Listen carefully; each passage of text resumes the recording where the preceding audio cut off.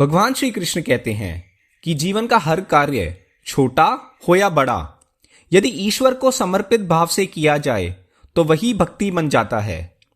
केवल पूजा या तप ही नहीं, बल्कि रोजमर्रा के कर्म भी ईश्वर समर्पण से पवित्र हो जाते हैं। जब अयोध्या के राजकुमार और समस्त हृदयों के स्वामी श्री राम माता सीता को रावण के बंधन से मुक्त कराने हेतु समुद्र पार करने को उद्यत हुए, तब उन्होंने वानरों और भालुओं की सेना को सहायता के लिए बुलाया। समुद्र गर्जना करता हुआ मार्ग में बाधा बनकर खड़ा था, परंतु प्रभु की इच्छा लहरों से भी अधिक प्रबल थी। श्री राम ने आज्ञा दी, सेतु का निर्माण करो जो हमें लंका तक पहुंचाए। तब हनुमान, नील, अंगद जैसे पराक्रमी वानर पर्वत उठाकर समुद्र में फेंकने लगे। प्रभु राम के नाम के प्रभाव से वे विशाल शिलाएं जल पर ऐसे तैरने लगी जैसे कमल की पंखुड़ियां। इसी महान कार्य को दूर से एक नन्ही मकड़ी देख रही थी। उसका हृदय भक्ति से भर उठा।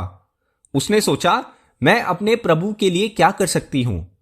जब उसने चट्टानों को समुद्र में गिरते देखा तो वह दौड़ पड़ी। अपने छोटे छोटे पैरों पर रेत के कण लेकर वह सेतु के पास रखने लगी।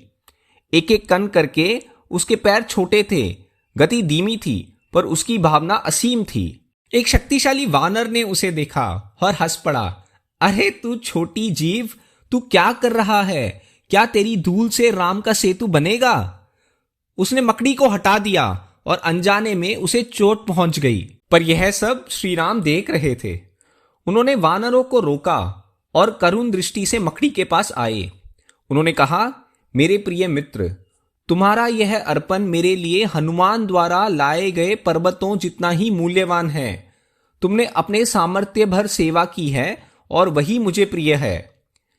फिर उस बलवान वानर से बोले, भक्ति को बल या आकार से मत आंको, मैं वही स्वीकार करता हूं जो प्रेम से अर्पित हो। भक्ति से रखा गया रेत का एक कण अहंकार से फेंके गए पर्वत से भी अधिक मूल्यवान है।